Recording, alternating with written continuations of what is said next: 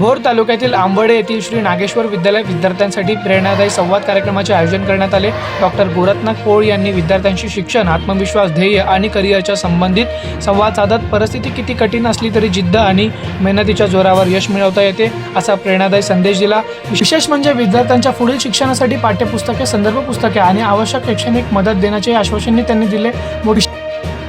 समोर 150च्या आसपास विद्यार्थी आहेत, म्हणजे मी 5 मिनिटं घेतो, मी 750 मिनिटं मी तुमच्या आयुष्यातली घेतो असं मी समजतो। जे बोलेल ते खरं बोलेल। शिवरायांच्या पदस्पर्शाने पावन झालेल्या भूमीमध्ये माझा जन्म झाला, नाझरे गावामध्ये, आणि ह्या शाळेमध्ये माझं माध्यमिकचे शिक्षण पूर्ण झालं, याचा मला सार्थ अभिमान आहे।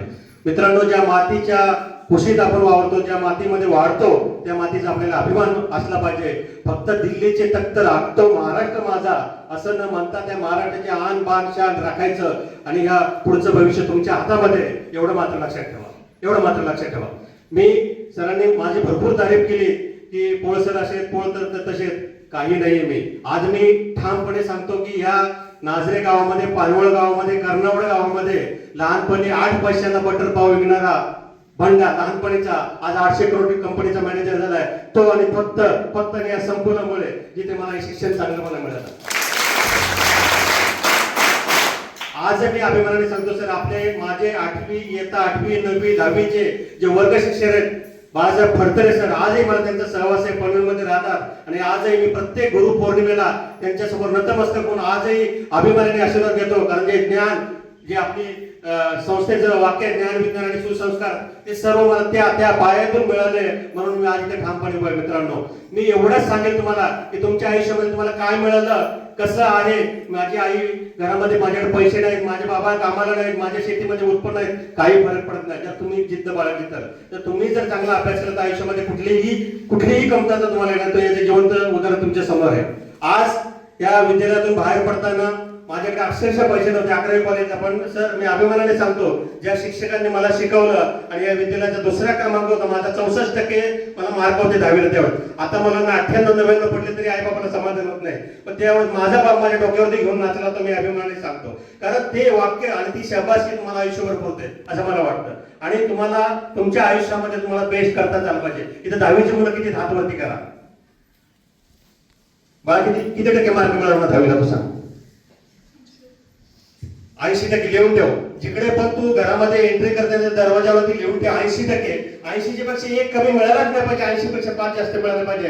आणि तुम्हाला विश्वास देतो, आज तुम्ही या दरवाजामध्ये आतमध्ये आलात ना, जाताना ते नसणार, अरे सर असे काय म्हणतात, म्हणजे मुलगा होता आणि मुलगी होऊन जाणार असं आहे का? ते नाही, तसं नाही। कारण चांगले विचार मी इथून घेऊन जाणार आहे, जेणेकरून तुमचं भविष्य तुमच्या हातामध्ये।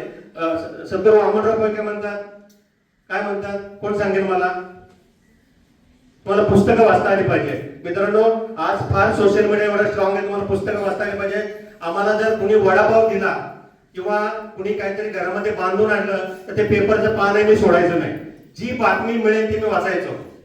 तूच आहेस तुझ्या जीवनाचा शिल्पकार। कुणी म्हटलंय, सद्गुरू वामन पै होऊन गेले, त्यांनी म्हटलं की तूच आहेस तुझ्या जीवनाचा शिल्पकार। याचा अर्थ काय? शिक्षकांनी दिलं पण तुम्ही घेतलं का, हे महत्वाचं आहे। आपण मंदिरात जातो पण तो देवाचं दर्शन घेतलं, अरे तुम्ही कोण घेणार? करता करविता तो आहे, पण त्यांनी जर दर्शन तुम्हाला दिलं तर तो तुम्हाला पावतो, बरोबर आहे की नाही बाळा?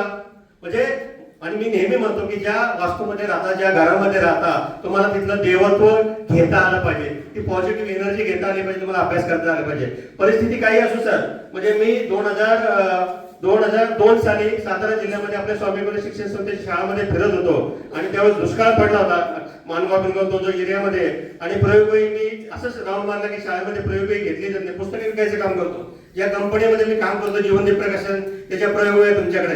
आजही मला अभिमान वाटतो की जीवनदीप प्रकाशनची मी जवळपास 6 पुस्तकं स्वतः लिहिले, आणि कमीत कमी 700 पुस्तकांवरती मी स्वतः काम केलंय। आणि हे ज्ञान कुठून मिळालं तर इथून मिळालं। मित्रांनो, लँग्वेज इज अ व्हेइकल म्हणतो, काय भाषा आहे ना, हे सायकल आहे, पण तुम्ही कसं, तुम्हाला इंग्रजी येतं, हिंदी येते, काय माहिती नाही मला। मी इथून मुंबईला नोकरीसाठी गेलो, मला हिंदी येत नव्हतं, इंग्रजी चांगलं येत नव्हतं, तरी पण मी आज त्या मुंबईच्या महानगरीमध्ये यशस्वी नागरिक, यशस्वी विद्यार्थी, यशस्वी उद्योजक म्हणून उभे आहे। आणि हे फक्त मी बोलत नाही, मी करून दाखवतो। मी सगळ्यात पहिलं पुस्तक लिहिलं, बाप समजला पाहिजे, वाही केली पाहिजे। मित्रांनो, आपल्याला बापाचं कष्ट, आईचं कष्ट कळलं पाहिजे। आज ते तुम्ही शाळेमध्ये 11 वाजता येतात, सकाळी 8 वाजता उठते, तुमच्यासाठी डबा बनवते, घरामध्ये स्वतः उपाशी राहील, पण तुमचा डबा तुमच्यासोबत येते की नाही? शहरामध्ये तसं नाही. बाजूला वडापाव मिळतो. आता जरा ठीक आहे, तुमच्या मुंड्यांनी सगळ्यांच्यावरती कारवाई केली म्हणून बाजूला वडापाव मिळत नाही, घरातून मुलांना डबे मिळायला लागले, पण ग्रामीण भागामध्ये ती परिस्थिती नाही. आजही सर मी सांगतो की इयत्ता 12वीचा पेपर दिले सगळे, पाण्याच्या बरोबर भाकरी पडून खाल्ली, पाण्याच्या बरोबर. ही परिस्थिती जर मुलांना सांगितलं तर मला विश्वास करत नाही. कारण फक्त यायला जायला पैसे नाही म्हणून 10वीची परीक्षा 12वीची परीक्षा कोणीतरी ओळखीच्या ठिकाणी त्याच्या तिकडे जाऊन राहिलो आणि परीक्षा दिलो आणि चांगल्या मार्काने पास झालो. मित्रांनो, अनंतराव थोपटे कॉलेजमध्ये बीएससी केली, एमएससी केली, एमएससी ला पैसे नाही, मग काय करायचं? मग मुंबईची वाट धरली.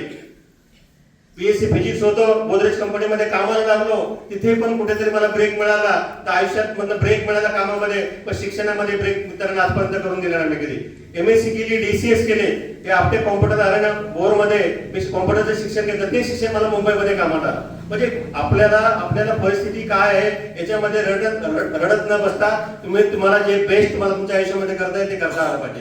पुस्तकं डोळ्यासमोर अंधारामध्ये नाचली पाहिजे. माझं वाक्य लक्षात ठेवा, असं त्याच्यामध्ये वाचा, असं वाचा की कुठल्याही गाईडची गरज नाही पडली पाहिजे. आज तुमच्या घरात तुमची गाईड हे तुमच्या समोर.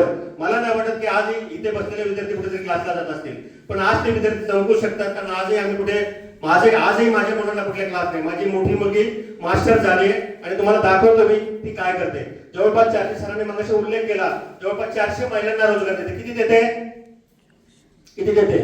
400 महिलांना. आणि हे सर्व तिने केलं शिक्षण घेता मुलांना.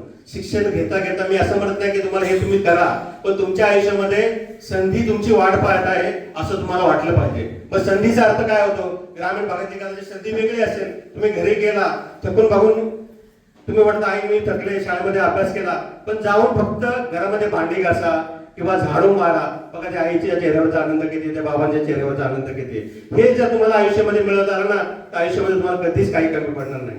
आणि आपल्या शिक्षकासमोर आपल्या अडचणी, मला वाटत नाही की तुम्ही मी फार बरं वाटलं सर आज. म्हणजे मी 1992 साली इथे 10वी झालो सर, आणि त्यावेळेस जी प्रार्थना मी अनुभवली आणि आज जी प्रार्थना अनुभवली सर, मन भारावून गेलो. खरोखर माझ्या अंगावरती शहारे गेले. ज्यावेळेस तुम्ही महाराष्ट्र की तिकडे म्हणत होतो, माझ्या अंगावरती शहारे आले पाहिजे. असे शहारे तुमचे अभ्यास करताना आले पाहिजे. तुमच्या अडचणीला सामोरे जाणारे शिक्षक तुमच्या समोर. तुमच्या बाजूची बातमी, आपली गावातली मुलगी नासामध्ये जावते, नागेश्वर विद्यालयातील विद्यार्थी का जाऊ शकतो.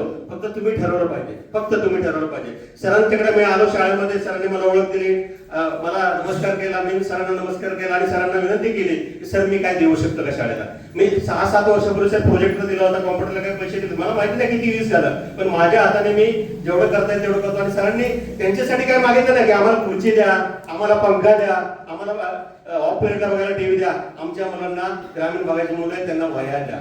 म्हणजे आज जो शिक्षक बोलतोय ना, तो त्यांना चांगला पगार मिळतो म्हणून कुठे बोलत नाही. आज मला वाटत नाही की हे कुठले आजूबाजूच्या गावातले शिक्षक आहेत, कोणी 200 किलोमीटरवरून आले असतील, कोणी 500 किलोमीटरवरून आले असतील. ते का आले? फक्त आणि फक्त आपण नागेश्वर विद्यालयाचा निकाल आणि नागेश्वर विद्यालयातले विद्यार्थी उंच पावलं घेतली पाहिजे, उंच फरारी घेतली पाहिजे. आज तो मुलगा एवढा छान स्माइल देतोय, मला हे स्माइल त्याच्या पेपर मधून दिसलं पाहिजे. विद्यार्थ्यांना मी नेहमी माझ्या मुलांना म्हणतो, कुठेही ट्युशनला लावलं नाही. माझी मिसेस स्वतः अभ्यास घेते, सौभाग्य सविता स्वतः अभ्यास घेते, पण आजही माझ्या दोन्ही मुली आणि मुलगा टॉपर आहे, दोन्ही आणि मुलगी टॉपर आहे. पण आज जो रिस्पेक्ट आमच्या पिढीने आमच्या आईबाबाला दिला, तो रिस्पेक्ट आम्हाला तुमच्याकडून मिळत नाही असं माझं ठाम मत आहे. ठासून सांगतो. कारण जे आईबाप तुमच्यासाठी कष्ट करतात, जे शिक्षक तुमच्यासाठी कष्ट करतात, तो रिस्पेक्ट तुमच्यामध्ये कमी झाला. म्हणून मी गेल्या शनिवारी एक पुस्तक लिहिलं, झेंजीचं नाव ऐकलं, टीव्ही बघता तुम्ही, जंतर मंतरला काय मोर्चे चालले, ते झेंजी पिढीने ते सर्व मोर्चे काढले, हे काढले. परिस्थिती मुलांना मी नेहमी म्हणतो की शिक्षण घेताना तुमचं टार्गेट फिक्स असल्यापैकी तुम्हाला नेमकं बनायचंय काय.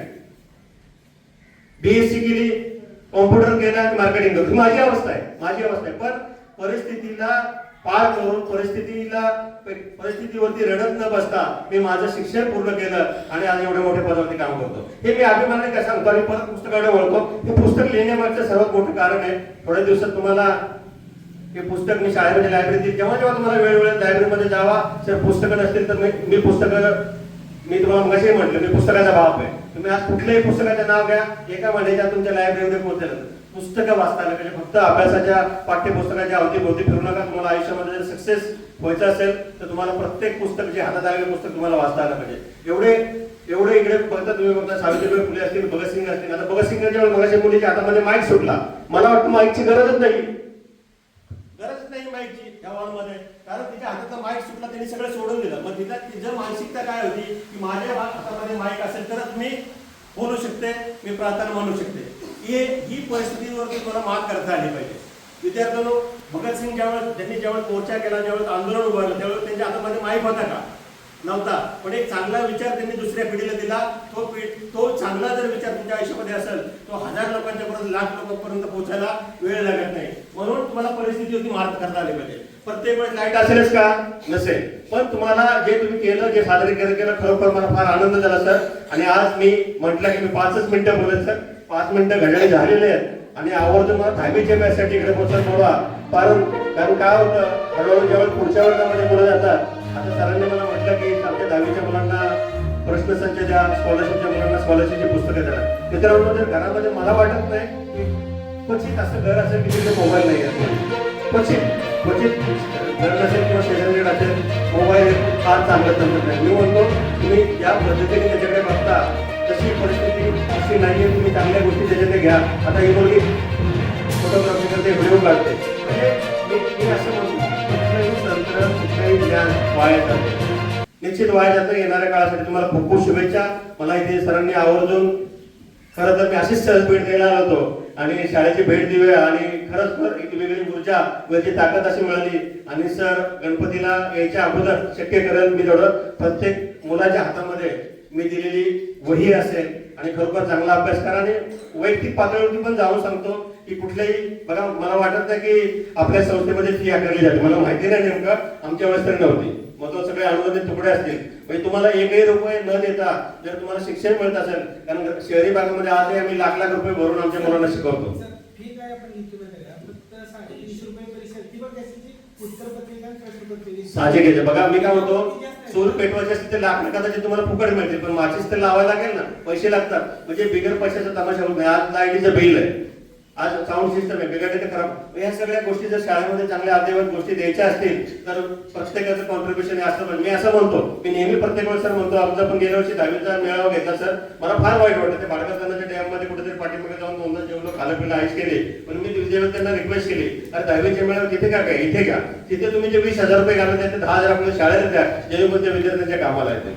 म्हणजे ही परिस्थिती कुठेतरी बदलली पाहिजे. तुम्हीही मागे वळून बघितलं पाहिजे. तुमचे भाऊ बहीण जे 10वी 12वी मोठ्या पदावरती असतील त्यांना आवर्जून सांगितलं पाहिजे की शाळेमध्ये आम्हाला ही गरज आहे, ह्या वस्तू द्या, जेणेकरून आपली शाळेची डेव्हलपमेंट. ह्याच प्रयोगशाळेमध्ये प्रयोग करून मी ग्रॅज्युएट झालो, MSc झालो, डॉक्टरेट झालो की नाही. म्हणजे हे परिस्थिती होती, मला मात करता आली. तुमच्याकडे किती शैक्षणिक साहित्य आहे, त्यामध्ये आहे. या परिस्थितीमध्ये शैक्षणिक साहित्याचा तुम्ही जास्तीत जास्त कसा उपयोग करा ते तुम्हाला करता आला. म्हणजे मित्रांनो, यासाठी सर्वांना खूप खूप शुभेच्छा.